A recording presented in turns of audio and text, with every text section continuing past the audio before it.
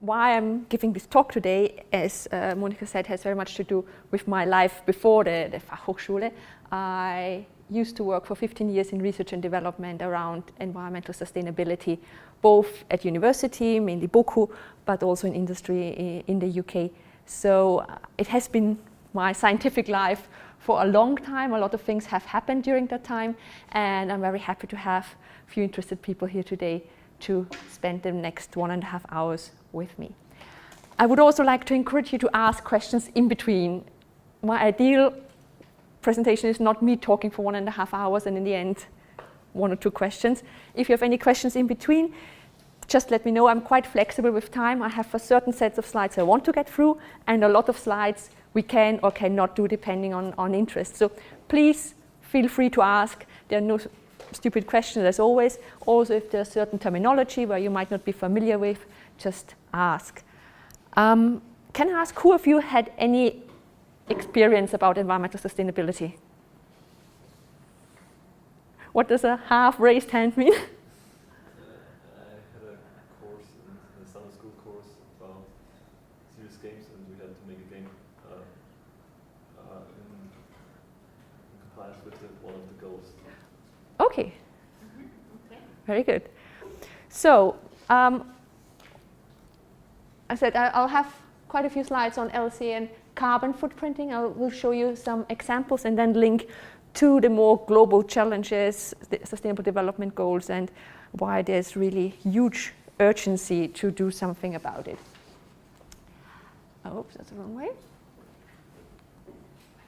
You all know those 3 nice circles, the 3 pillars of sustainability, as they're called environment, economic, and social aspect, or people, planet, and profit, because it represents 3 major drivers around sustainable development.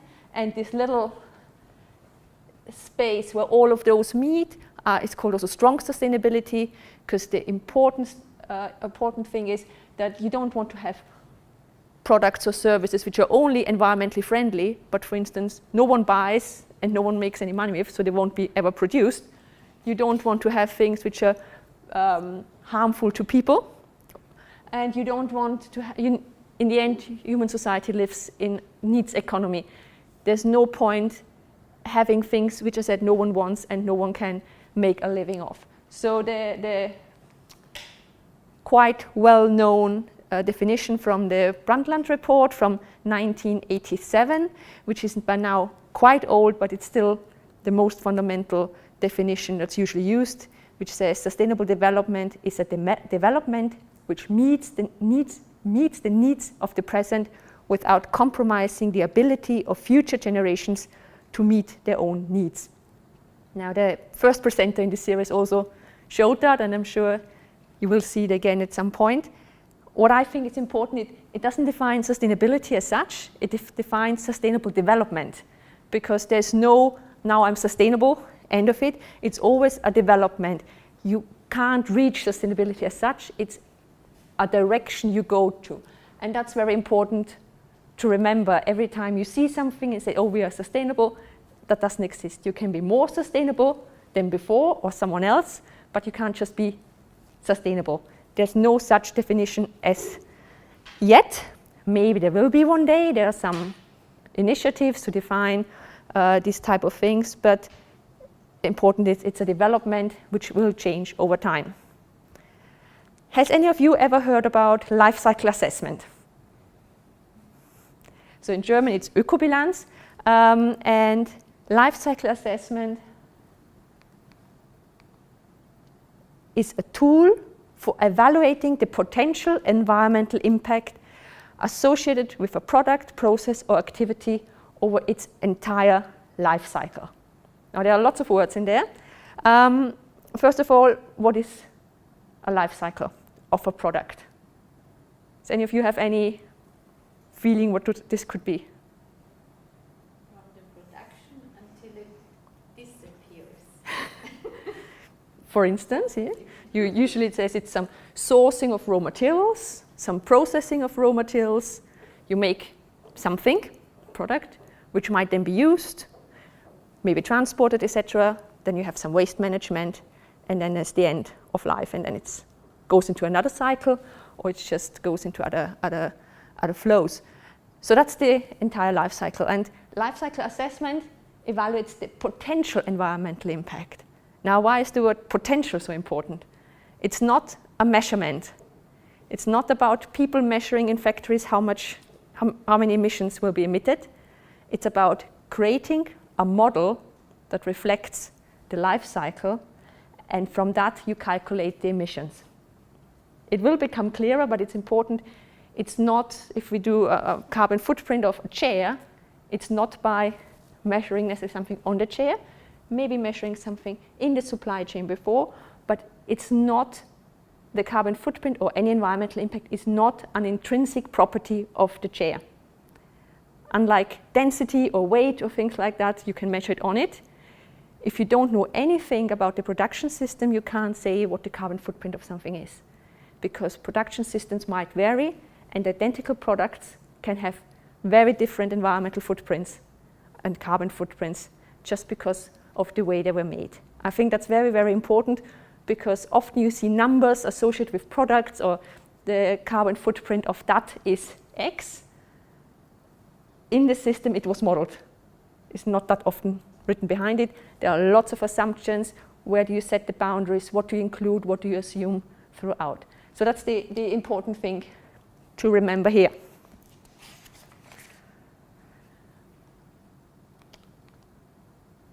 The good thing about life cycle assessment, it's an ISO-defined method. So there's the ISO 14000 and 14044, where the main principle and underlying logic of the life cycle assessment is defined. Why is that good? Because it's a standardized method. Equally, it leaves so much room that by just taking the standard, you can't do a carbon footprint or an LCA. It's do an assessment, use an impact assessment method. It doesn't tell you how or where and where you get the data from. So it's a very general framework, which consists of 4 steps. Step 1 is goal and scope. What could that mean? If you do an environmental study, a carbon footprint, what could be the goal of a study? To look how much is the carbon footprint now and how can we reduce it? Perfect. Yeah, you have a comparison. You say how much is now, where do we want to go, etc. So it's basically what you try to answer with this study. And the scope is basically, where is it valid? Do you want to know how much is the impact of a chair in St. Pölten? Do you want to know the impact of it in the US, in Asia? Do you want to know it now? Do you want it 10 years ago? What type of machinery is used? So this whole system needs to be described in the first stage. The first stage is probably one of the most time-consuming things, because you have to gather so much data, which is sometimes difficult to get. But it's very essential, and it's sometimes a bit rushed because it doesn't feel like really doing anything.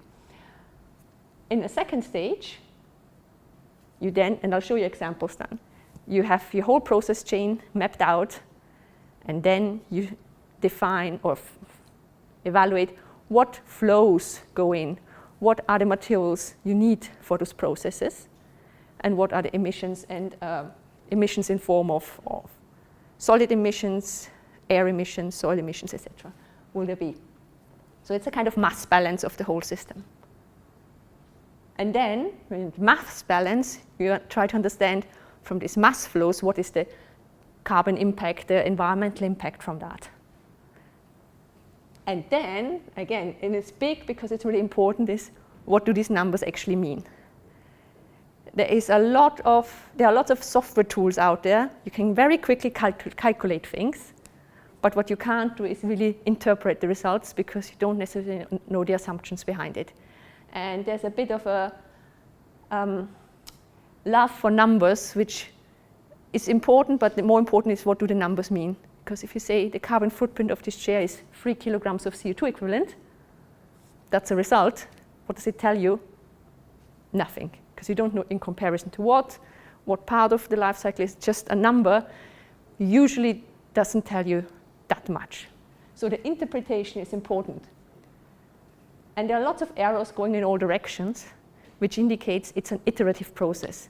You start with them, you compile data, you find out you missed something, you find something out again, you do an impact assessment, you see, oh, there's an area which has a high impact, maybe I double check again the data, do some sensitivity analysis to understand how robust my calculation is. So it's a lot of feedback loops in between before you come to a final study. So in the end, it is, I sometimes describe it when I had students, it's a bit like a Sudoku. At the beginning, you think it's quite straightforward. How difficult can it be? Then you try to do it, and you find out it's really difficult getting these 9 numbers in 9 boxes. And then in the end, when you show someone, they say, yeah, that's quite obvious. So it's a bit, the complexity is in the detail. So we'll have a look at these 3-4 boxes, just to give you a better feeling, but basically that's the structure. The next couple of slides will be structured according to. Are you with me so far? Good. Always. We talked about the life cycle before. That's a very simple, generalized life cycle, as we said, extraction, production, distribution, use, disposal. Works for a chair, works some food product, whatever. In reality, those things are obviously more complex because you have transport in between, you have storage, you have refrigeration, you have additional inputs, but just as a starting point. Now, each single process in a production system will have inputs and outputs. Nothing can change because a process is always something happens without any input from outside. It might be electricity, it might be some heat, can be many things, but there are always inputs and there are usually always outputs. Yeah? So you have an engine, you put fuel in, out comes emissions and energy, transport services. And that goes for each single process step in your production chain. Here it's just simplified with waste. There were other emissions as well, all the way. You also produce other outputs, for instance, physical outputs. You have processes that make 2 products. You have in reality, it's more like a network because you have lots of things coming in. Electricity might go in each of those, so it can, if you draw it out, it can be quite complex. So that's where the emissions, sorry, I forgot about them.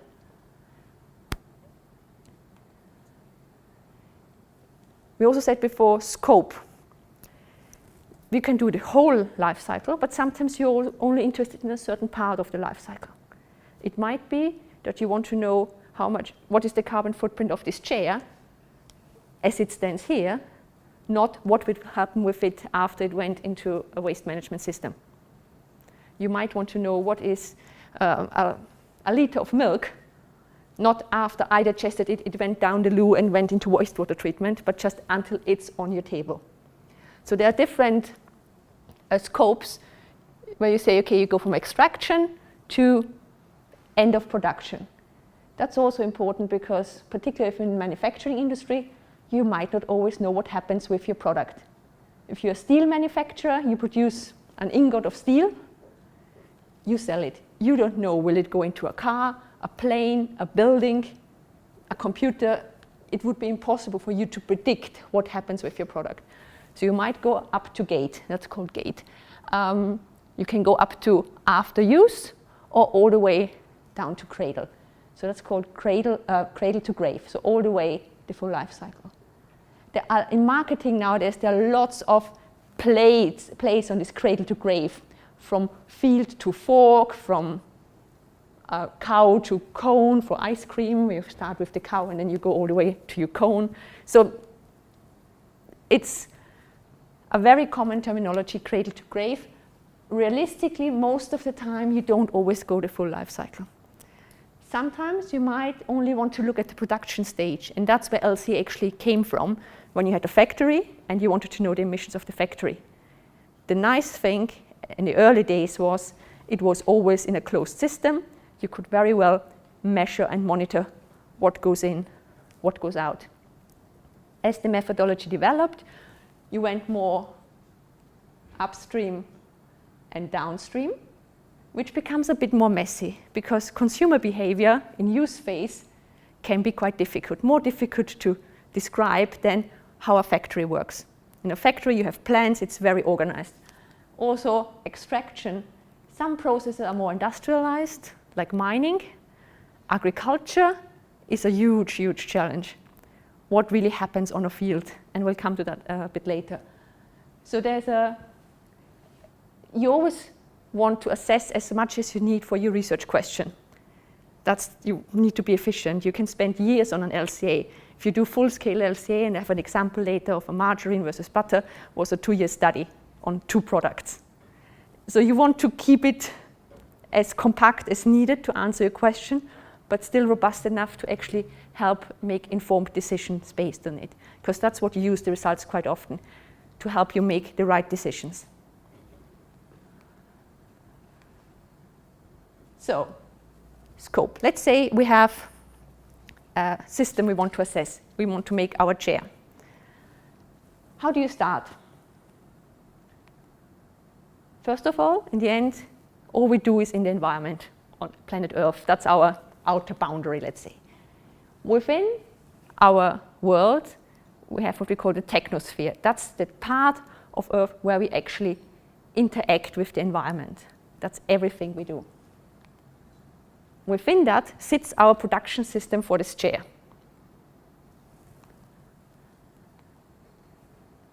And I said there are lots of processes and flows. Processes are things where things happen, and flows are material flows or energy flows going in and out. And in the end, something is delivered, a product or service is delivered through my system. Might be a chair, can be something like a haircut, can be a theater play, it can be a service, it can be basically anything. But something is produced by the system. Why is this system in place? Yeah? Can be a car, can be driving from Vienna to St. Pölten by different modes of transport.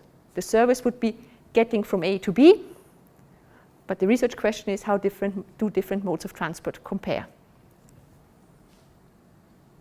So this functional unit is the thing everything relates to.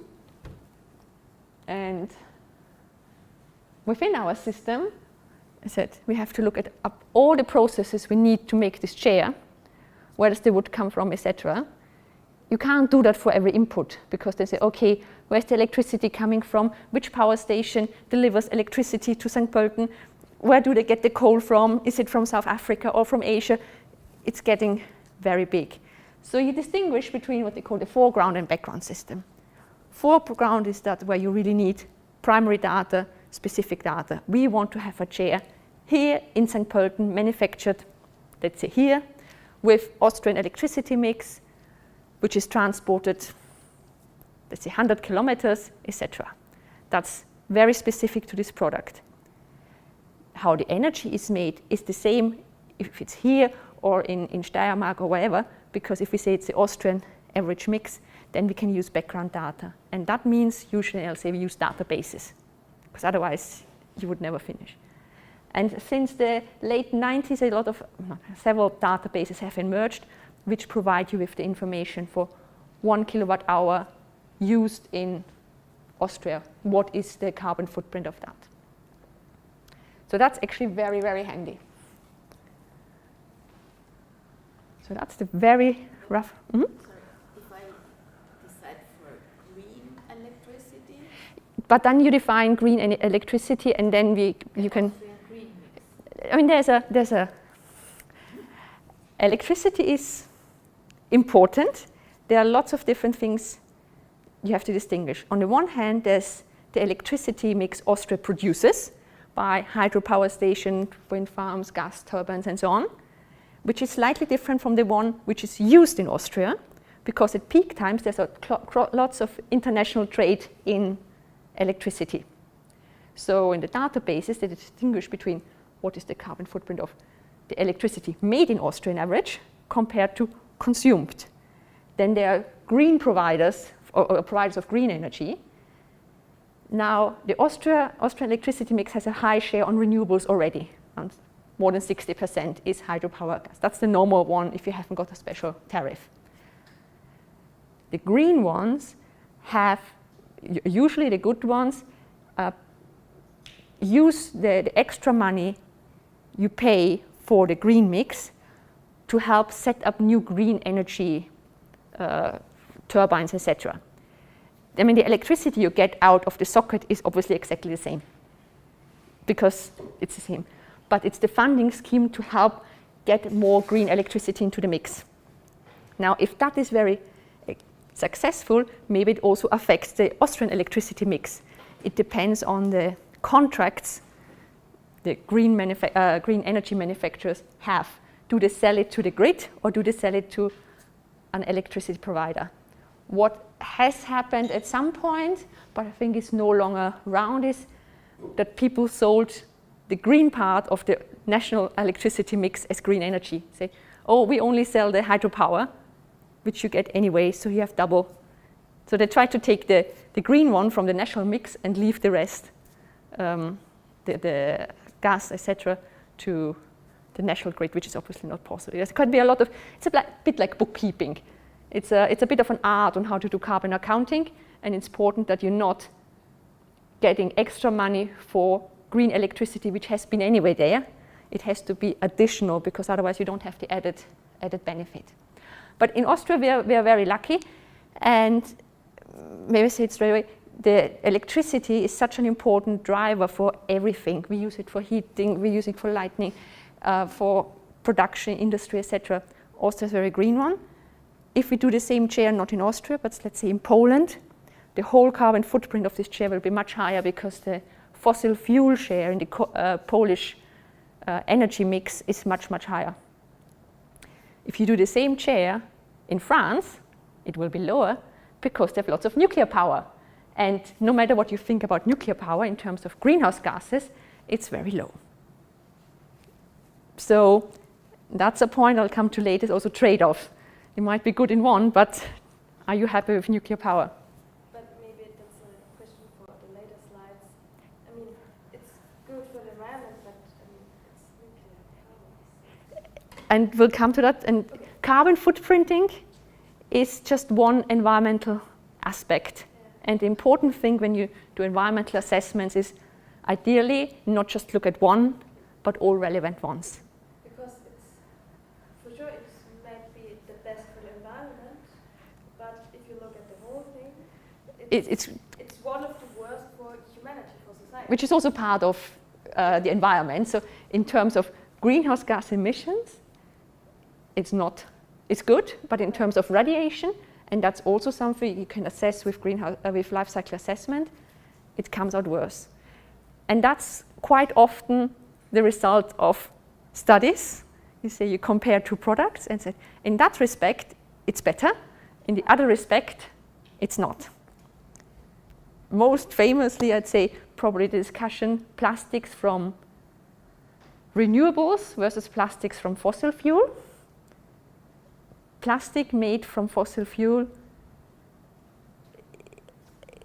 is not very, I mean, it's a very efficient production, but still if you have renewables which have been grown in a certain way, it might be lower, but water consumption and other emissions are much higher for renewables because agriculture is not a low impact process. And oil comes out of the well. It's made very efficient in closed factories. There are no leakages, while in agriculture, you spray fertilizer, pesticides, everything in an open field. You don't really know where the emissions go. Will they all stay on the field? Will they be washed out, go into waterways and so on? So there's a lot of challenges in that respect. What no scientific method can take away, that in the end it's a value judgment for society as well. What is most important for you? What are the areas of protections which are most important for you? And as we're already on that, I'll just skip to that. It's also, particularly when it comes around animals. If you have eggs, you can have chicken in cages, or barn hens, or a chicken who run outside. Which eggs do you think have the lower greenhouse gas impact? The caged one, because it's inside. You have very little space requirement. They have shorter lives. You don't have the manure of the chicken outside, somewhere where you can't collect it. So it's a very neat, efficient system. But from an animal welfare point, obviously not acceptable for most people. If they live outside, you need more space. Their manure goes everywhere. You can't really pick it up. They live longer. That means they need more food. They need more care. They need a lot of additional things. Is it bad to have free-range eggs? Probably not. But that's a value judgment consumers and we as society have to make. So only because the carbon footprint of something is low, it doesn't mean it's good. It's lower than the other one. First of all, it's in that case a comparison. But there are many different factors you have to consider.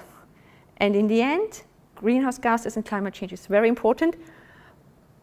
Eggs are not the thing that destroy our environment. So it's also you have to put it in perspective. And that's also something which people miss.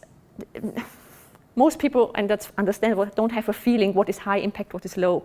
And you have people driving in their big cars somewhere to remote farms to buy the organic food, and they produce so many emissions, but just driving that far just to get a liter of milk, that the overall benefit of that is, no matter even if that product has no impact because it's just foraged, just driving there that far is not very environmentally friendly. And that's the challenge, because there's so much communication about environmental impacts and what is good and environmentally friendly that people can't make that judgment yourself. And I'll show you in the end what are the key drivers, which is usually energy driven. For heating, for transport, for everything. It's the big thing which will really affect you if we say turn your heating down at home and so on. But you're already very far. I'm very, very happy with that you're still with me. Yeah.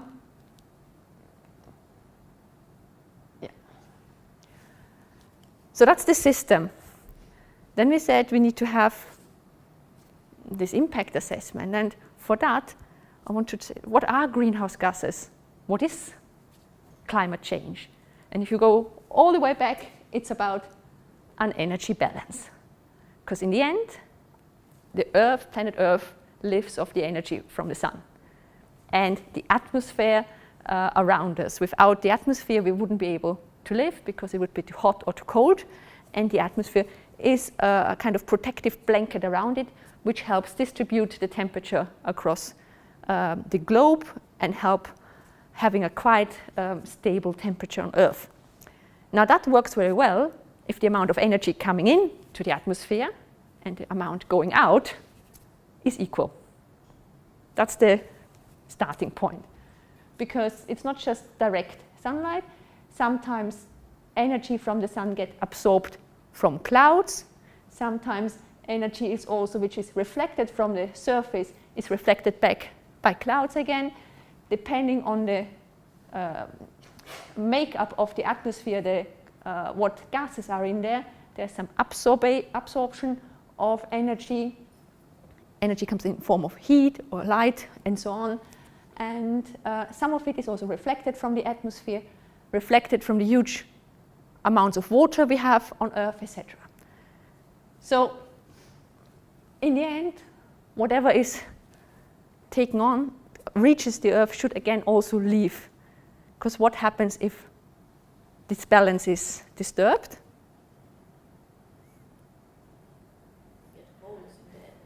No, you don't get holes, but if more energy comes in than leaves, it gets warmer. Less energy gets in and more out. Then the planet will cool and at some point freeze. So that's the basic outer framework within we actually work. It's important to keep this balance equal, because otherwise we have a big problem. Now, as said, it depends on the composition of the atmosphere, how much is absorbed in what form. And the composition are the gases in the air, which might be also, these are some examples of greenhouse gases. Water vapor is a greenhouse gas. CO2, methane, nitrous oxide, ozone, CFCs, all these refrigerants, etc. Now, greenhouse gases can be man-made or natural. And they said they absorb or re-emit infrared radiation from the Earth's surface and the sun. And some gases trap the heat more than others, and that constitutes the greenhouse gas effect. Now, you know what CO2 is, I guess? Can you tell me any sources when is CO2 produced by man? Your breath. By what? Your breath. Breath, yeah, when you exhale. So by that's probably, yeah, probably also in that respect, I mean, that we have to breathe, I think, is our value judgment that that's still fine. If you burn fuels, you produce CO2 in water. So methane, CH4, when could that be produced? The cows. Yes, it's, as Ben and Jerry called it, the burping and farting of cows is a huge problem. And I'll show you a slide on that later as well, not on the cows, but in general. Everything where you have anaerobic digestion, basically. So it might be moors, it might be rice plantations, it's landfills, it's also biogas plants when they leak, because biogas is methane, so you try to produce it in a biogas plant, but sometimes not everything is completely leak-proof. So both CO2 and methane, CH4, contain carbon. Now we have a nitrous oxide. That doesn't even contain carbon. How can it be a greenhouse gas? Because we talked about carbon footprint, and that's one of those things which sometimes confuses people, because the carbon footprint is just a terminology, because you express it in carbon equivalents, but greenhouse gases don't necessarily have to have carbon in it. It's a proxy to communicate. So it's really, greenhouse gases can be many different things if they contain carbon or not. Any ideas where nitrous oxide could come from? Agriculture. Nitrogen is an important fertilizer.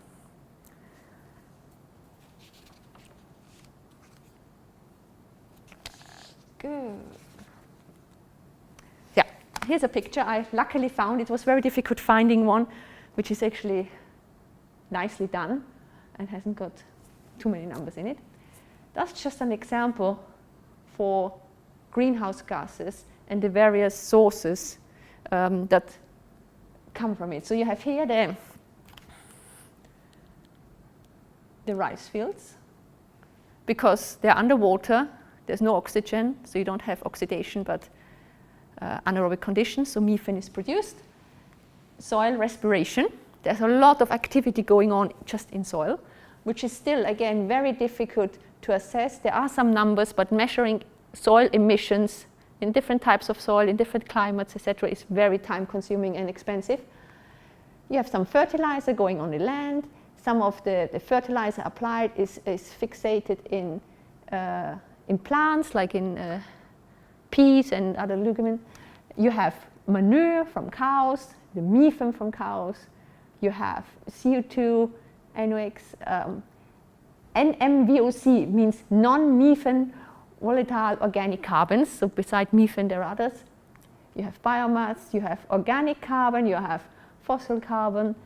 Some litter, some carbon is also reabsorbed in the ground. So it's a very, very complex cycle of flows. That's the challenge also in assessing any agricultural products, which happen in nearly every production chain. You will have some paper, some wood, some other natural materials, even if it's not even food product. Yeah?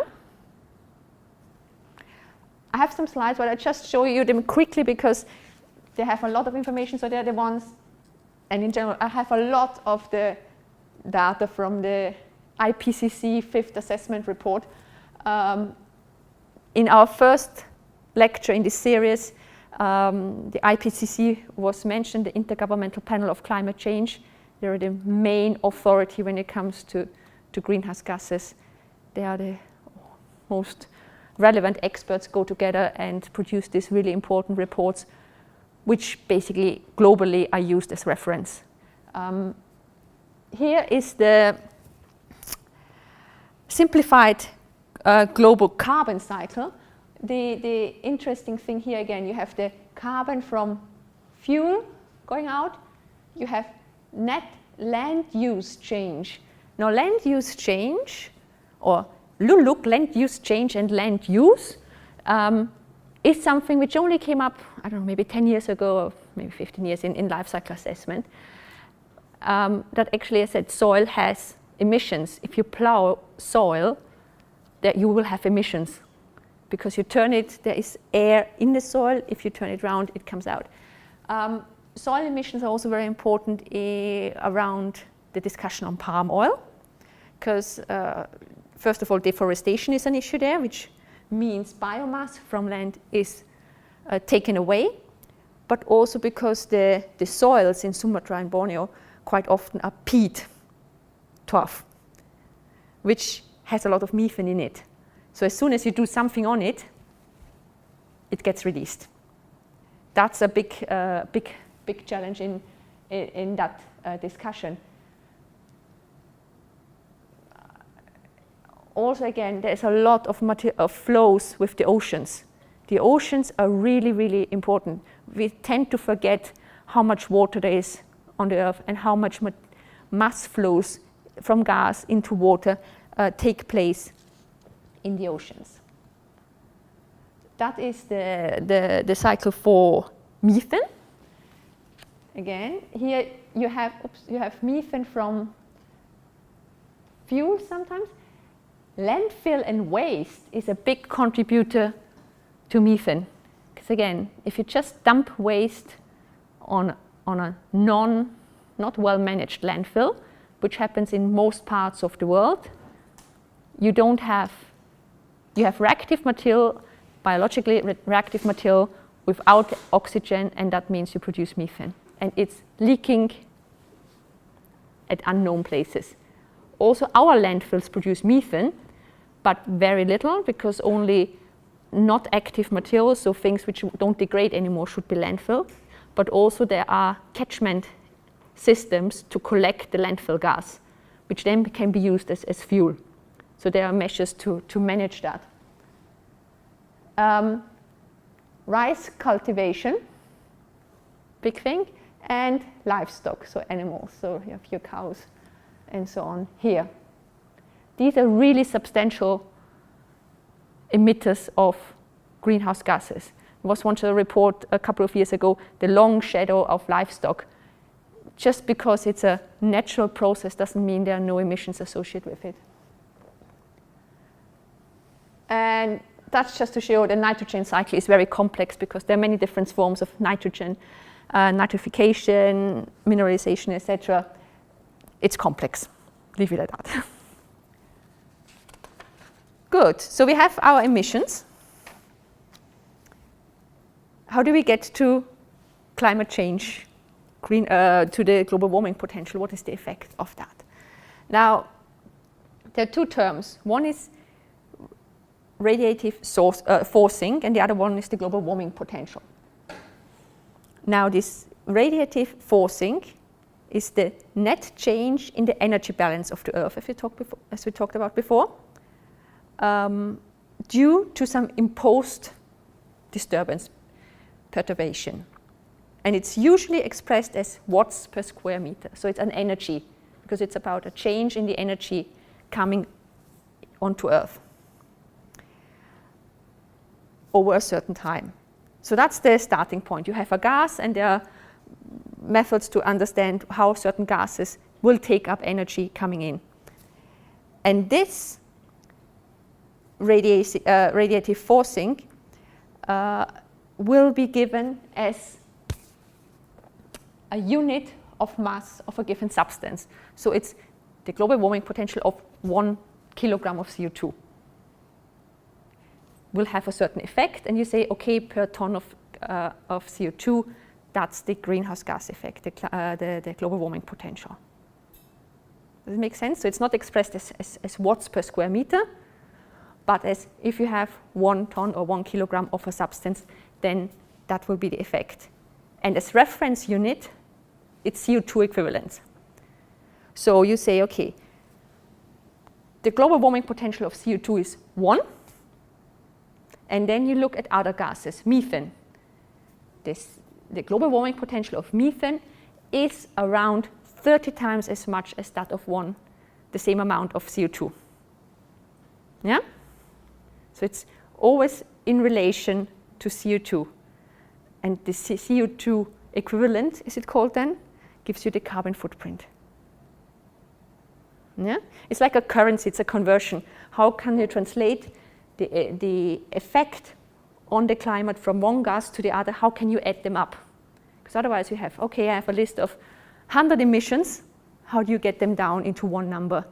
So you take the global warming potential of each of these greenhouse gases, convert it into CO2 equivalents, and then you can add it up. Yeah? And these things, global warming potential, are things, again, you can look up in databases. So you don't have to go the whole way, but it was felt it important to say there's the link to basically the energy balance of the planet, which is the really underlying thing. Yeah? Excuse me, in the slides you showed right before, yeah? where the numbers showing the yeah? total emissions on the Earth. Yeah? So no, sorry, just like the one that was one before when we were at. Which one? The one with the cows? Next. Stop. Yeah? Is this? That's just the carbon cycle. Yes. And is it like for 1 year or no? Maybe the next one. Then there was. Yes, this one. That's in teragrams per year. Okay. So stocks are the lower one, and then the flows are per year.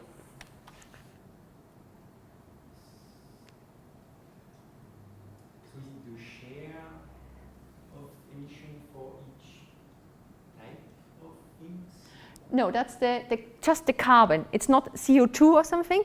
It's just the carbon, the element. So the emissions, methane, CO2 has a certain amount of carbon in it. Yeah. Oops, did I do that?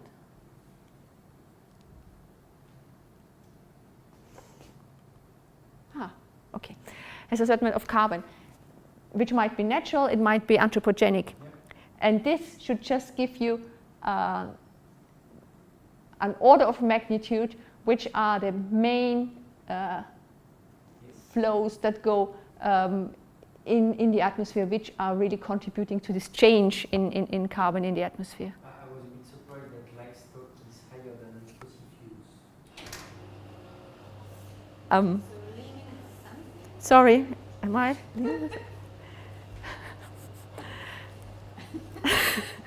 It's very high tech.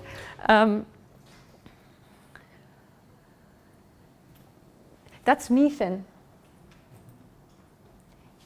Methane, CO2 is different. Is that sorry? That's the methane one. Here. That's the carbon.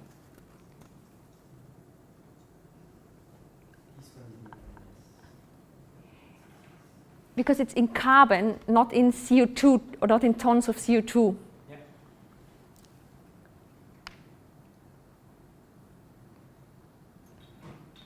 But anyone who really wants to go into detail on that, I can really recommend this IPCC reports. There is always a summary for policymakers at the beginning, which is readable. It can get into a lot of details and a lot of supplementary. If you all print it out, it's more than 1,000 pages or something.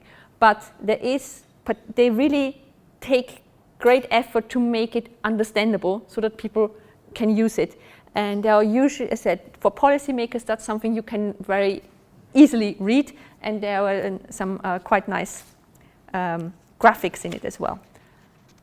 Okay, I'm gonna rush on. So we have that.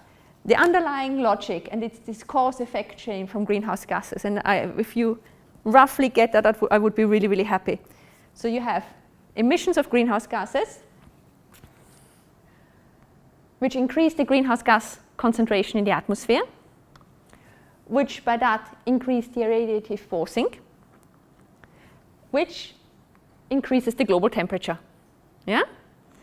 Which then, in cause, means it can change in disease distribution or flooding. So that's the further effect. These are effects, and then damages. Change in biome distributions, which can lead to changes in species, which animals can live where. Changes in river systems, which means groundwater and fresh water will be affected. So it's that's the cause, and that's the effect. That is what we try also to model in carbon footprint or LCA. What we usually do, we go up to here to the effect of climate change. You can also go on what's the effect of the climate change in change in temperature. Uncertainty goes up. The more you model, the higher the uncertainty is. Let's say there's some uncertainty around the greenhouse gas measures, but then you put it into different models and models and models, and you have some, I think, relatively good numbers when it comes to greenhouse gas carbon footprints.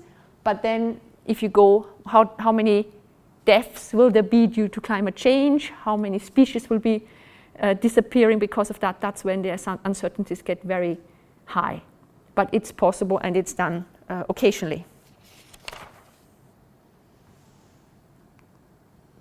In this report, the IPCC gives lots of tables. And these are the tables people doing carbon footprints then use, because there you have then a column saying global warming potential for certain emissions over 100 years.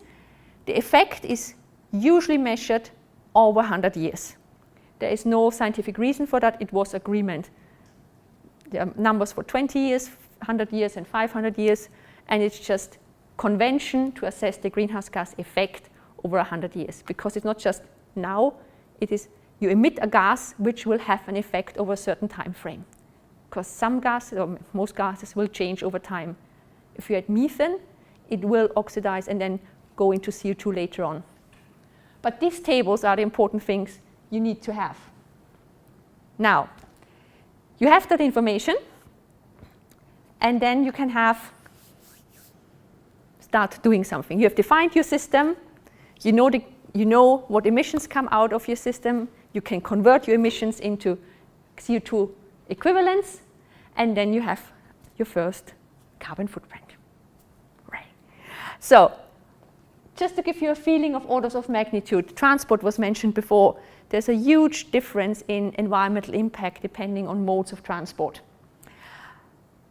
This is from a report which gives guidance on how to I'm not really touching anything, but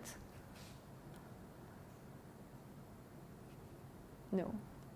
Ah, okay.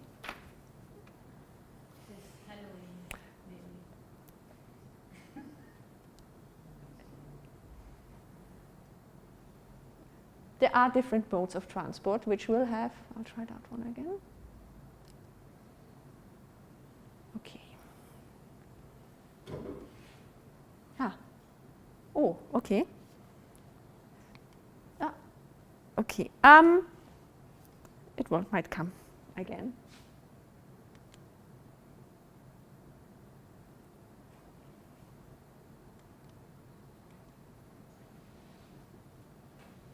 I'll give it a second. I'll talk to you like that.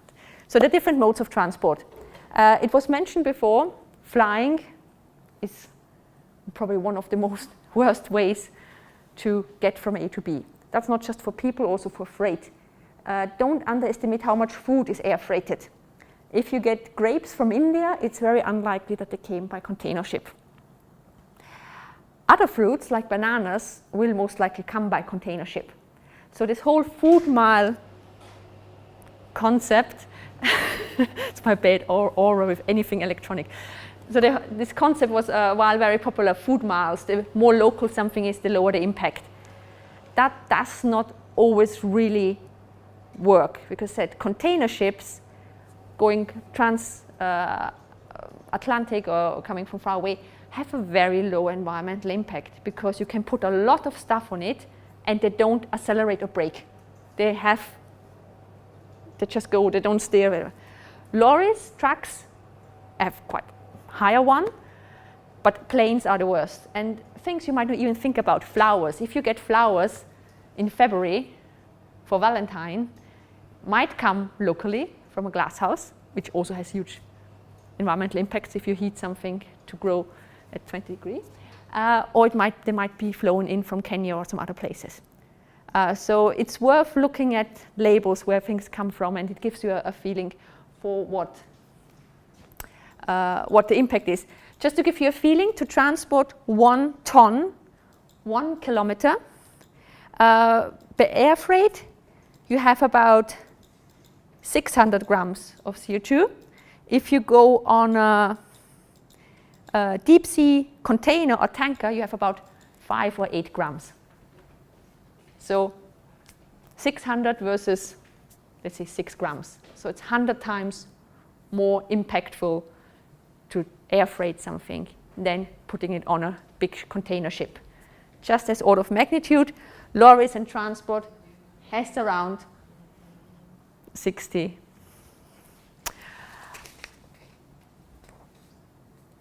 I would have an example, but I might just, while it's calming down, as we've talked about quite detailed already about a lot of things, there are lots of challenges.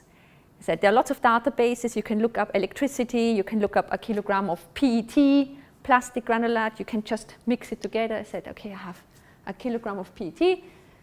Can we go to the next slide? I don't know. Yeah, I'll just put it all here because I don't know if it will leave. That's just an example, a made-up example to make our own little tiny footprint. You have plastic granulate, you have electricity, you put it in a machine, blow a bottle, and you get a bottle out. And if you want to do a simple carbon footprint of that, so again, these are these background processes: transportation, production of machinery, conversion of fuel. And you have the flows, and we talked about that. Yeah. So first of all, goal and scope. We define our systems. We have to make 1 ton of bottles. You need about 1.1 tons of plastic, because there are always some losses. Let's say you need 100 kilowatt hours of energy, and you transport this ton 100 kilometers, and out you get a ton of bottles. Made up numbers, but just to give you a feeling, yeah? That would be your system. Then you make the inventory phase. So inputs, you have oxygen from the environment, because if you burn fuel, you need oxygen. You might have ore, so metals, you need built machines, vehicles, etc. You might have crude oils, which you take from the environment, water. So these are all what they call elementary flow, things you directly take from the environment, inputs. And outputs are things that go into the environment, so that leave the human activity sphere. Yeah? Might go into a river, etc., but it's no longer under control by human activities. And yeah, and when you have those, quickly, then you have the impact assessment. As we said before, we know what emissions we have from the phase before. We know how we convert them into CO2 equivalents. And note that nitrous oxide is a quite powerful greenhouse gas. If you look at refrigerants, there are a few thousands, but nitrous oxide it's not to underestimate with this 265 kilograms of CO2 equivalents. And all you do then is basically multiply. So you have the plastic granulate, you look that up in usually databases, a ton of plastic, PET in that case. To produce that, produces 3.5 tons of of CO2 equivalent, you look it up for your energy mix, you look it up for your transport, similar to the tables we've shown before. You know how much we have of that, and in the end, you multiply one with the other, and you have your carbon footprint. So in a very simple way, the mathematics are not the challenge here. The challenge is getting the data. What you will also would have seen is that the biggest contribution is not the energy or the transport, it's the material itself. Because if from the 3.9 tons or so of CO2, 3.5 or 6 come from the plastic. What it tells you, if you want to reduce the environmental impact of these plastic bottles, maybe you want to make them lighter, use less plastic. It might not necessarily make such a big difference if you have another energy mix, because energy is not the big hotspot, as they're called. So for this very simple example, depending on the research question before, you can read something out, you have the interpretation. Ideally, you know these questions before, but sometimes you find out certain things and like, oh, that's interesting, why is that so high? And then you go back and maybe add additional research question to your goal and scope. Do you think you have a rough feeling what carbon footprinting is? Where the numbers come from? I said, defining the system here is really the most challenging, because you often need industry data, which is not that easy to get. Databases are very, very helpful nowadays. There was huge efforts being made on that. The hotspot, the knowledge hubs for life cycle assessment in the world are very much in Switzerland, Holland, Scandinavia. So it's one of those sciences where really Europe is further ahead than the US or Asia. Leiden in Netherlands have done a lot, and there are two major companies that also provide software tools, one in the Netherlands, one in Germany, and the big databases come from Germany and Switzerland, but also because the Swiss government put a lot of money into generating those databases. So long time ago, you could find data for Switzerland for many things, but not for any other European country. But it has improved a lot, and it's a lot of work gathering that data and keeping it updated.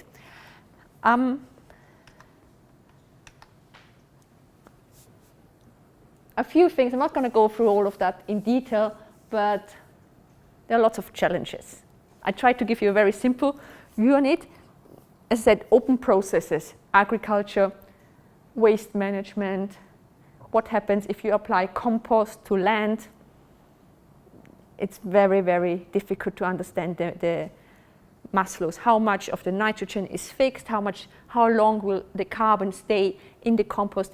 How much will it be transformed into humin and compost? How much will be emitted over what time frame, etc. Temporal and geographic references we talked about before. The same thing in different countries has a different impact. I like the example of Poland, France, and Austria, but you can look at other countries as well. Saudi Arabia only uses, I think, oil in the electricity mix because they have it. Whatever you do there has a huge impact. At the same time, if you do things in Iceland, you're very happy because energy comes for free. You don't need to burn anything, you just take it from heat from the ground. And that's why a lot of also very energy intense industry are in Iceland, or also countries where energy is naturally easily available, because it's not just low in emissions, it's usually also cheap if you don't have to do much. If steam comes out of the earth, it's much easier to have an aluminium plant than if you have to start putting lots of boilers there. Uncertainty and variability. Now, it's not such a sexy topic, but obviously there's error propagation throughout the whole systems. If you start off with some uncertain numbers, sometimes it's difficult. If you take a shower, how many liters of water do you use? Is it always the same? No. What temperature do you? I mean, we might know how you heat your water and if it's gas or electricity and maybe the temperature, but one time you take a longer shower, one time shorter. It will depend. So there is some variability, which you will always have in system, particularly if you have consumer phase involved in it as well. industry processes are very clearly structured, very efficient. As soon as the consumer and the normal people come into it, it's a bit variable. Also, seasonality, particularly when it comes to food. Having a kilogram of apple in summer is different from having it in autumn or winter or spring, because they're usually ripe at a certain time of year, and then they go into storage. And storage means you have climate control. Climate control means energy. The longer you store it, the higher the carbon footprint.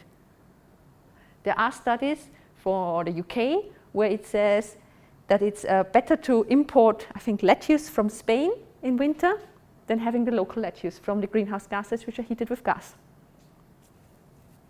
Because it's lorry versus gas heating.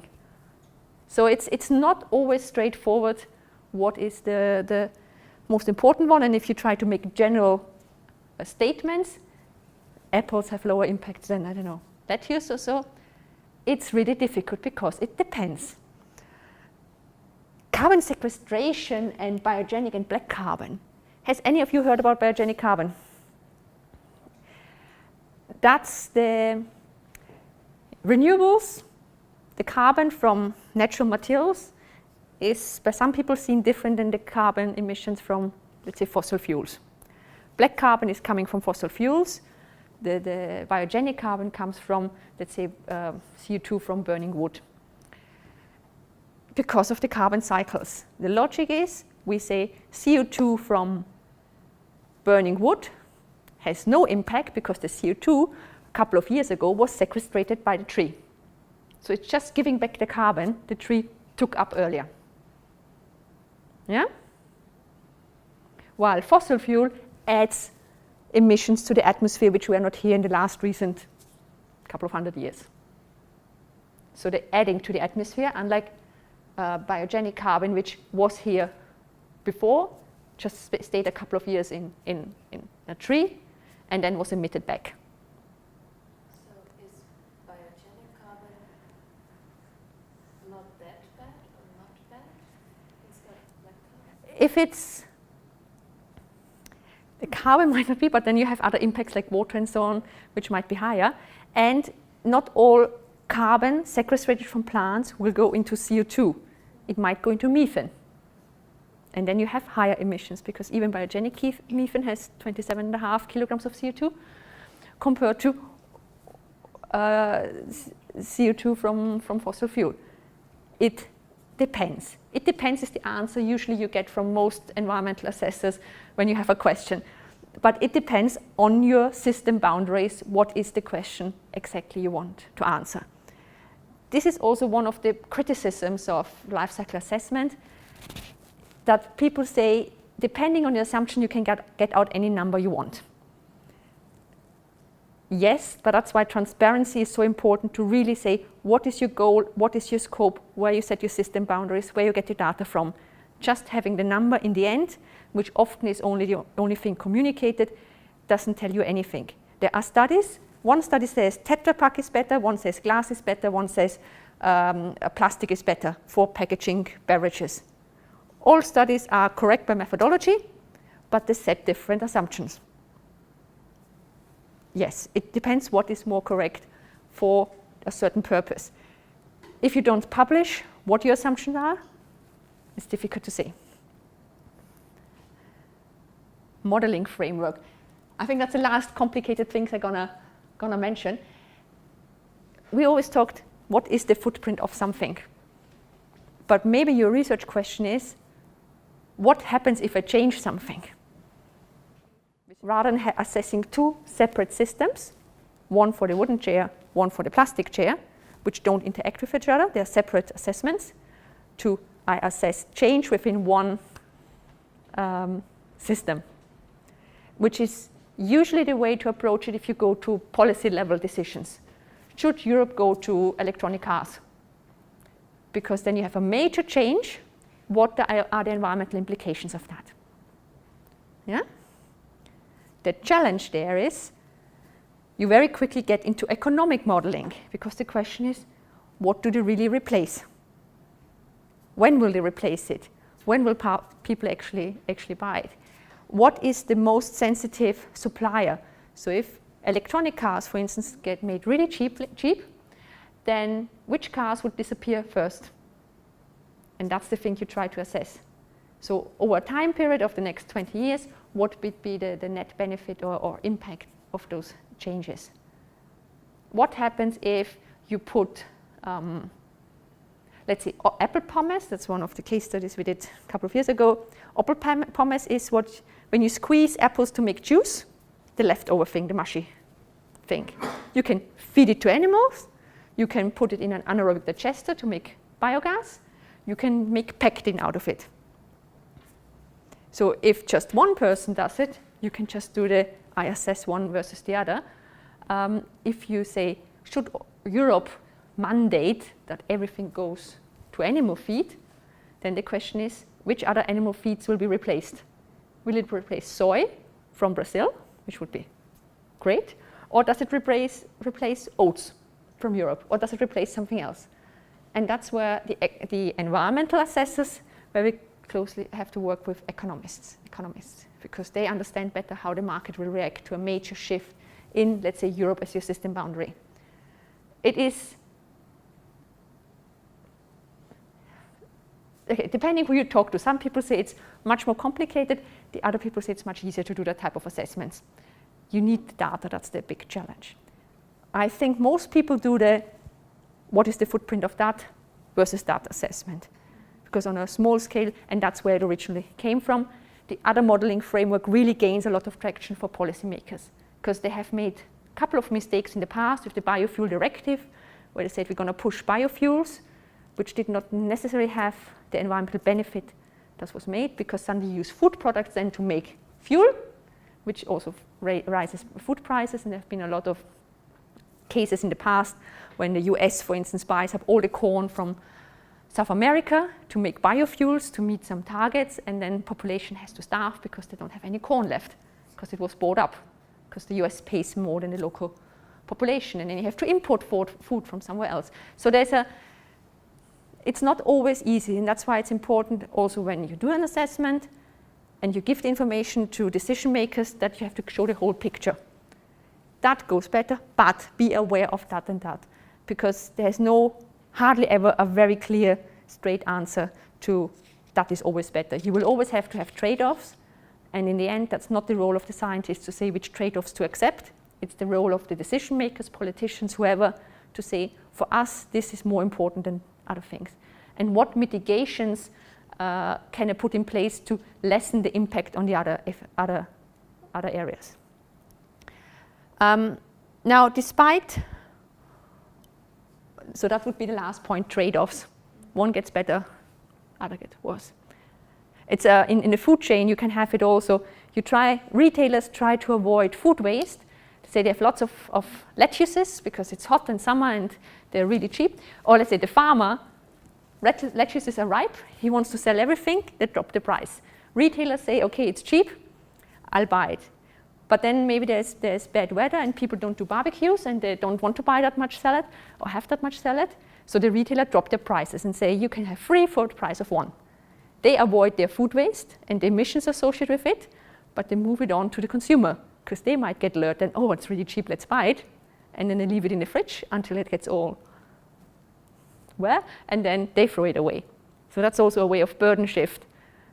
One is no longer responsible, but someone else will get the burden. In the end, you have the same amount of waste, which then has emissions. You said about decision makers, Mm-hmm. and you always hear how one person can reduce their personal carbon footprint. Yeah. But now is the question, you said, for example, there are studies that shows glass is better, plastic is better, and other things are better. How do you know? These two don't work together for me, because how can I reduce it if I don't know or which data I can rely on? Usually, at least as a proxy, it's like, do you need it in the first place? Yeah. That's the thing. It's not, shall I get a plastic bag or a one-way plastic bag versus a one-way paper bag? Use your cotton, Yeah. but that's... For example, milk. I can Yeah. buy milk I can buy it from local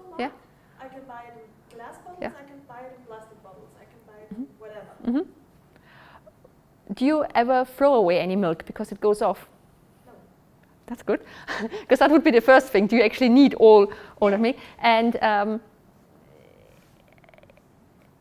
in the challenge with glass, and that's emotional challenge, which is really difficult because usually glass doesn't come out that well because it's really heavy. It's one of the few packaging materials. If you have a glass, a jar of jam, the packaging is as heavy as the content. You have 200 grams of jam in a 200-gram glass, which means you transport a lot of stuff around. You can't squash it or anything. Emotionally, glass is great. I mean, these are little things. Important, really the big drivers are energy, transport, do you drive, do you fly, how much meat, how much animal products you use, because livestock is a big thing. How much milk do you consume, because milk is an animal product, like butter and so on.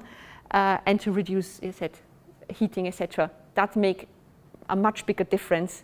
If you want to support local farmers, etc., that's your choice. I wouldn't give a recommendation on any of those because I don't know the systems behind each of them to really say it. But bottles have to be cleaned. That needs a lot of water to get transported around a lot. A lot of them also break them because they're not that nice anymore. It has been tried in the past. It failed. It's coming back now. So it's more like thinking the overall than rather thinking about one in particular. Yes, that's in the end. I'll skip on because I think time is very much flying. That's just to say greenhouse gas is not the only thing you look. Usually when we do an LCA, we look at much more, and you have all those things, water use, toxicity might be in there, particulate matter, which is also causing Feinstaub, might cause issues. So depending on what type of product you look at, photochemical smog, so smog, or ozone depletion emissions, etc., depending on what you do. I'll show you just some examples. You know Ben & Jerry's? Good. So one of my previous jobs to work was for Unilever, who owns Ben & Jerry's, and a couple of years ago we did a carbon footprint of the whole European Ben & Jerry's business. It's about 10 years old now, but the nice, interesting thing which came out, first of all, when you work with marketeers, they make very nice pie charts, which is always very handy. But here you have the full life cycle as a pie chart. You have the cows, which count for 17% of the greenhouse gas impact. You have all the other ingredients that might be in there, fruit, chocolate, and so on. You have the packaging. You have the factory, which is just around 2% of the impact. Then you have about 7% for transport. And the biggest chunk, 46%, is when it's in a fridge in retail, because they stand there quite often for very long, or the fridges are empty. So they have their own Ben & Jerry's fridges, you might have seen, and they fill them up, and then it might take weeks for them to sell everything. So what was done for this study, Unilever knows how many fridges there are because they're still owned. They know how much ice cream is sold through those outlets. And then you calculate how much energy is used. You find out that that's one of the biggest problems, that those fridges need a lot of energy and not so much turnover of stock of ice cream actually takes place. Which was a very interesting thing because it's a dairy product. Ben & Jerry's has a lot of milk and cream in it.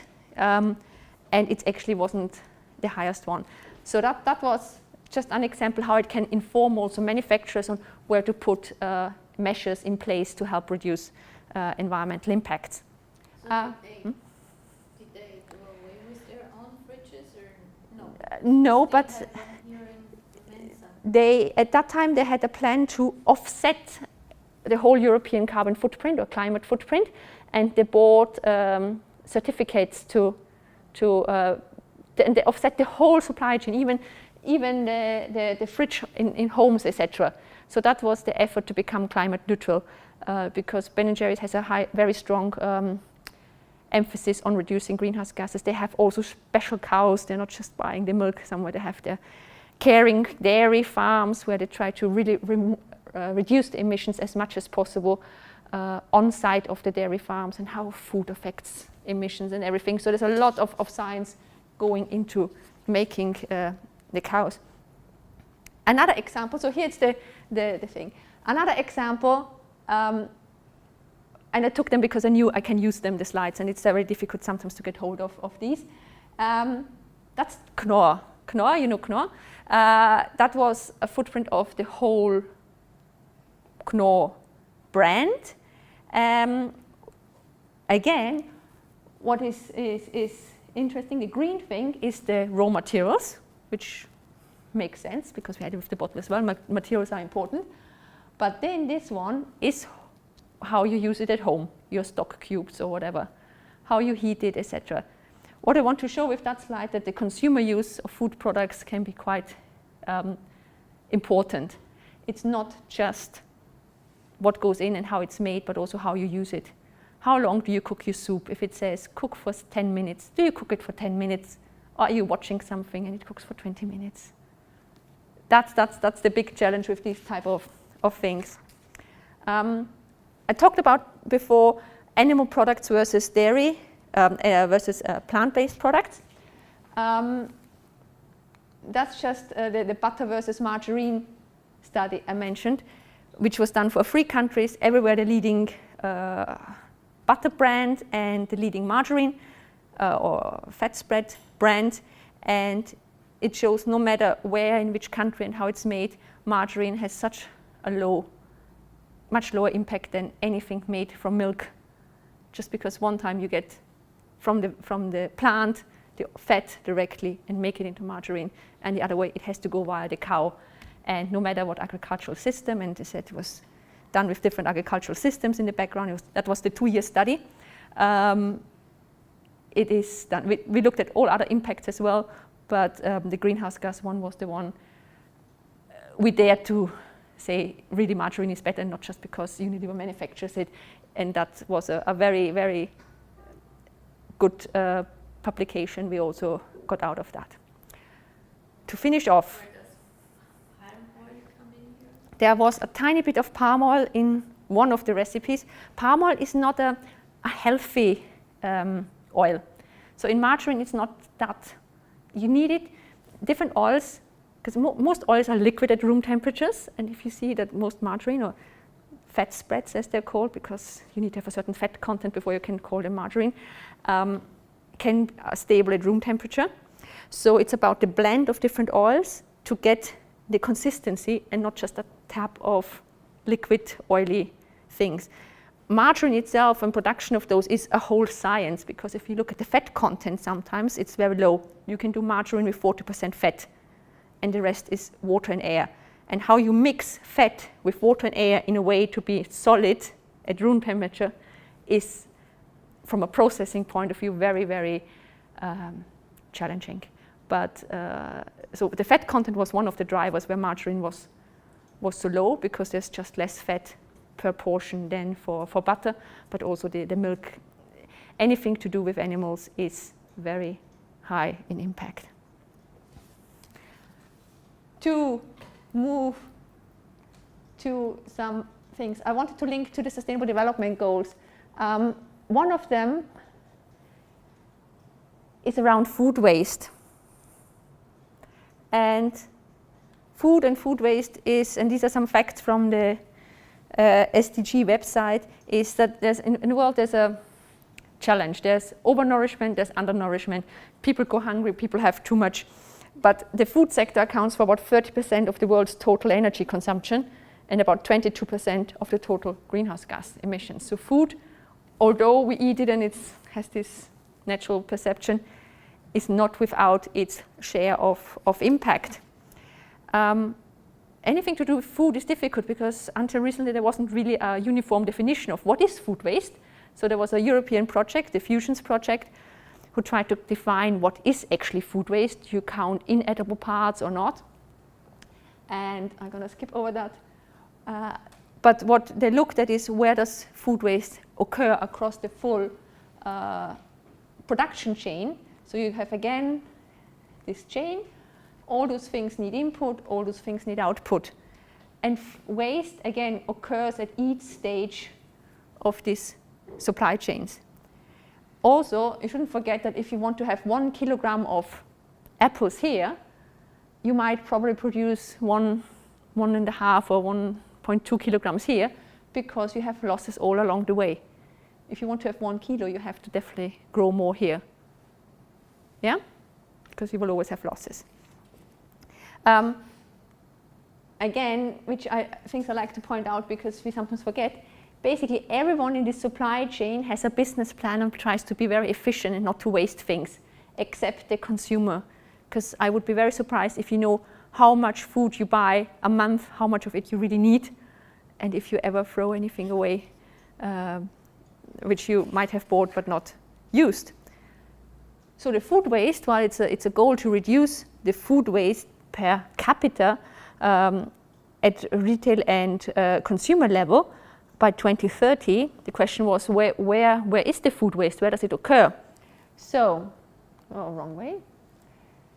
So as part of this Fusions project, they tried to find that out for Europe. And first of all, they found out 88 million of tons of food waste are produced in the EU. And I think I've made it. Here you see the different contributors. So it's primary production, processing, wholesale, food services, households. Who do you think has the highest contribution?